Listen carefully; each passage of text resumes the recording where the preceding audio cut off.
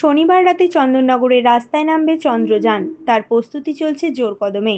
চন্দননগরে শুরু হয়েছে জগদ্ধাত্রী পুজো। শনিবার রাতে হবে শোভাযাত্রা।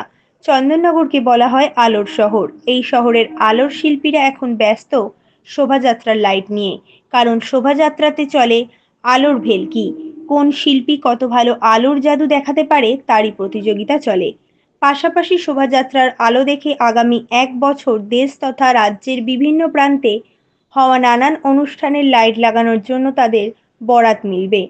এই আলো শিল্পীরা এখন ব্যস্ত সেই শোভাযাত্রার লাইট রেডি করতে। থিমের মণ্ডপের পাশাপাশি এখন শোভাযাত্রার আলোতেও চলে এসছে বিভিন্ন ধরনের থিম। এবছর চন্দননগর বাগবাজার জগদ্ধাত্রী পুজো কমিটির শোভাযাত্রার আলোর থিম মহাকাশ অভিযান। 3টি গাড়িতে তৈরি করা হয়েছে এই থিমকে। মহাকাশে যাওয়ার জন্য যে সমস্ত ধরনের যন্ত্রের প্রয়োজন হয় সেই সমস্ত ধরনের যন্ত্রগুলিকে লাইটের মাধ্যমে তুলে ধরা হয়েছে। আলোর শিল্পী অসীম দে গত কয়েক বছর ধরে বিভিন্ন ধরনের আলো তৈরি করে সাড়া ফেলে দিয়েছে। এবছর বাগবাজার সার্বজনীন জগদ্ধাত্রী পুজো কমিটির শোভাযাত্রায় আলোর দায়িত্ব নিয়েছেন অসীম বাবু। তিনি এবার চন্দননগরের রাস্তায় নামাচ্ছেন চন্দ্রযান। বিভিন্ন যন্ত্র আলোর মাধ্যমে তৈরি করা হয়েছে।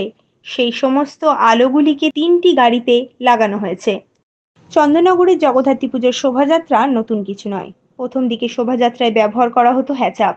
যত দিন গিয়েছে তত আধুনিক হয়েছে শোভাযাত্রার লাইট। লরির ওপর স্ট্রাকচার বেঁধে আলোর কারুকার্য দেখানো হয়। প্রথম চন্দননগরের বুকে 1968 সালে এই বাগবাজার ক্লাবে। এমনটাই দাবি করলেন ক্লাবের এক সদস্য। বাগবাজারের এবার স্পেশাল উপহার হচ্ছে স্পেস জার্নি করেছি আমি। স্পেস জার্নি মানে মহাকাশে যাওয়ার জন্য যা যা যন্ত্রপাতি লাগে, যা যা ইনস্ট্রুমেন্ট লাগে, যা যা মেশিনারি নিয়ে মহাকাশ যাত্রা করা হয় তার টোটাল সিস্টেম প্রজেক্ট এবং কী কী যান সেখানে যায়, কীভাবে যায় তার উইথ 3D অ্যানিমেশন করে সেটাকে দেখানো হয়েছে মানুষের সামনে।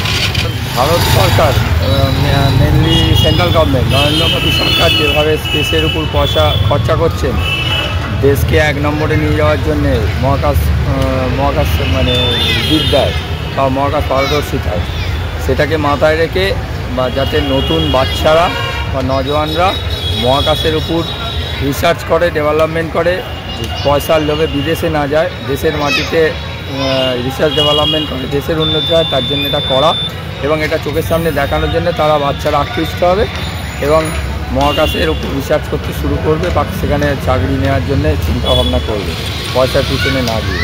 হ্যাঁ, 1 নভেম্বর চন্দ্রযান চন্দননগরের রাস্তায় চলবে। সবাই আমন্ত্রণ রইল, সবাই আসবেন।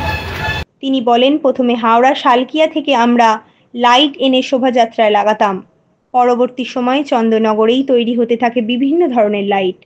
আজ সেই শহরকে বলা হয় আলোর শহর। এই শহরেই রয়েছে একাধিক নামকরা আলোকশিল্পী, যাদের হাত ধরেই বিদেশে চন্দননগরের আলো পাড়ি দিয়েছে। বলছি শুনুন, চন্দননগরে এই ল্যাম্পের ছোট ল্যাম্পের ডুম ল্যাম্প তখন ছিল, সেই ছোট ল্যাম্পের মধ্যে যে কিছু করা সম্ভব, একটা মানুষের রূপ তৈরি করা, মানুষের রূপের যে কাজ করছে সাধারণভাবে সেই কাজ করা যায়, সেই প্রথম হচ্ছে বাগবাজার পায়োনিয়ার।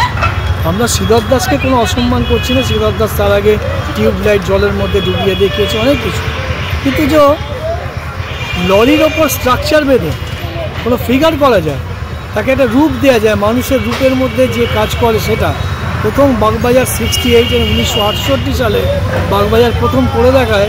আমাদের চন্দননগরে, আমাদের বাগবাজারে তখন কিছু মাথা ছিল, তারা এসব নিয়ে প্রচুর ভাবনা চিন্তা করতো, সারা বছর ধরে ভাবনা চিন্তা করতো।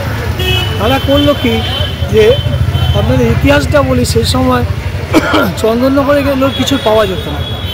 আমরা রামবাগান, আপনারা জানেন যে গ্রেস সিনেমার পাশে রামবাগান বেকারি দিয়ে ফিগার করা হয়েছে, একটা বিয়ে বাড়ির অনুষ্ঠান। সেই বেকারির ফিগারকে আমরা তৈরি করিয়ে নিজেদের ছেলেরা ল্যাম্প লাগিয়ে শালকিয়া মহাকালী ইলেকট্রিক কোম্পানি, তখনকার দিনে বিরাট নাম ছিল শালকিয়া মহাকালী ইলেকট্রিক, কলকাতার ইলেকট্রিকের, সে তাদের দিয়ে অটোমেটিক, আপনারা দেখেছেন যে এখন এটার প্রচলন তো কমে গেছে, এখন সেই বিজ্ঞান এগোচ্ছে। সেই কাঠের ওপর রোলারকে নিয়ে তার উপর প্লেটিং করে ল্যাম্পের সংযোগ করে যে পরিশ্রম, তার মাধ্যমে চন্দননগরে প্রথম করলো বিয়েবাড়ির অনুষ্ঠান, মালা বদল, তারপরে খই ফেলা, আগুনে খই ফেলা, একটা অনন্য সাধারণ একটা ইতিহাস তৈরি করলো বাগবাজার, যেটা কিন্তু এই ইতিহাসটাকে কেউ অস্বীকার করতে পারে না। পরবর্তীকালে আমরা তার পরের বছর থেকে, সেই বছর শুরু, তারপরের বছর থেকে আমরা শুরু করলাম। সেই সময় আমরা সেন্ট্রাল কমিটি তখন একমাত্র পুরস্কার দিত, বাগবাজার পর পর পর পর প্রথম স্থান অধিকার করে গেছিল। তারপরে বাংলাদেশ ওয়ার্ডের ওপর আমরা করেছিলাম বিভিন্নভাবে। তৃতীয় বছর থেকে অনেক বারবারই সেই কাজের সঙ্গে যুক্ত হয়, তারা সেই পদ্ধতিটাকে আবিষ্কার, বাগবাজার শুধু এগুলো তো চাপা থাকে না, কে কোথায় করছে না করছে, এগুলোর থেকে আস্তে আস্তে উত্তরণ করে। সেই সিস্টেমটার এখন প্রচলনটার, ওই রোলারের সিস্টেম এখন অনেকটাই অবলুপ্ত অলমোস্ট। এরা যারা নিয়ে মাথা ঘামাতো সেই সব মানুষের দু একজন এখনও বেঁচে আছে, কিন্তু এই মেকানিক্যালের সঙ্গে এগুলো এখন সার্কিটের যুগ, এখন সেই সার্কিট হচ্ছে, রোলারও সার্কিটে তৈরি হয়ে যাচ্ছে, তার মধ্যে কাজ করে। কিন্তু বাগবাজারকে কেউ অস্বীকার করতে পারবে না যে লরির ওপর বাঁশ বেঁধে স্ট্রাকচার, তাকে নিয়ে পরিক্রমা, তার আগে 3D ওই যে আপনার টিউবলাইট, 3টে টিউবলাইটে মাথা করা, তার আগে হ্যাজাক নিয়ে যাওয়া, তার আগে মাথায় করে ধুনুচির মতো হাঁড়িতে লাইট নিয়ে যাওয়া, এসব পরপর পরম্পরা আস্তে আস্তে চেঞ্জ হয়েছে। কিন্তু এই যে বাগবাজারের লাইট নিয়ে, তারপর চন্দননগরে প্রসেশন হতো, সং মানুষকে বিভিন্ন রূপে সাজিয়ে নিয়ে যাওয়া হতো, সেগুলোই মানুষের কাছে একটা দৃষ্টিনন্দন জিনিস ছিল। যে জবে থেকে বাগবাজার এই লরির ওপর স্ট্রাকচার বেঁধে এই ফিগারগুলো করলো, তারপর থেকে এই টোটাল শোভাযাত্রার বিষয়টা অন্য মাত্রা পেয়ে গেল। আমি মনে করি এটাকে অস্বীকারও করতে পারে না, বাগবাজারটা বেস্ট পায়নি। এটা প্রথম প্রসেশনে আপনারা লাইট দেখিয়েছিলেন বিয়ে বাড়ি, আর আজ দেখাচ্ছেন অত্যাধুনিক সেই চন্দ্রযানকে চন্দননগরের বুকের রাস্তায় নামাচ্ছেন, কতটা ভালো লাগছে? ভালো বলতে উত্তম, বিজ্ঞানের উন্নতি হচ্ছে, তার সঙ্গে আমাদের উন্নতি কী হয়, আমরা যে জিনিসগুলো মানুষ রূপ থেকে টিভিতে দেখছে, এগুলো শুনছে দেখছে, কিন্তু তার চোখের সামনে যদি এই জিনিসটা দেখতে পায়, তার একটা অন্য রূপ পায়। মানুষের কাছে তো এগুলোই নিয়ে যাওয়া, আমাদের তো কাজ হচ্ছে মানুষের চোখের সামনে একটা জিনিস যে দূর থেকে দেখছে, তাকে যদি সামনে এনে দেখায়, তার একটা অন্য রূপ পায়, তা মানুষ জানতে পারে, বুঝতে পারে কী হচ্ছে না হচ্ছে। আর আমাদের চন্দননগরে আলোর জাদুকর তারা এইসব কাজ করতে আমাদের অসীমে, তো এটা নিয়ে ভেবেছে, এটা নিয়ে চলেছে, আমরা তাকে উৎসাহিত করছি। এগুলো শুধু করলে হবে না, বাড়োয়ারিগুলোকে এগিয়ে যেতে হবে, সেই কাজগুলোকে নিয়ে রাস্তায় বার করা, সেই সহায়তাটা আমরা করি। আপনার নামটা? আমার নাম শোভন সেনগুপ্ত, আমি বাগবাজার বারোয়ারির সঙ্গে সামান্য কর্মী।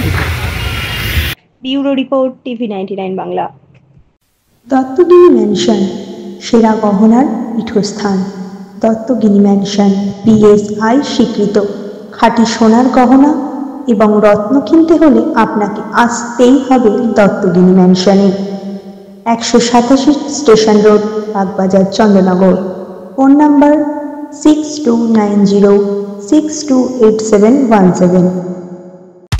TV99 বাংলা।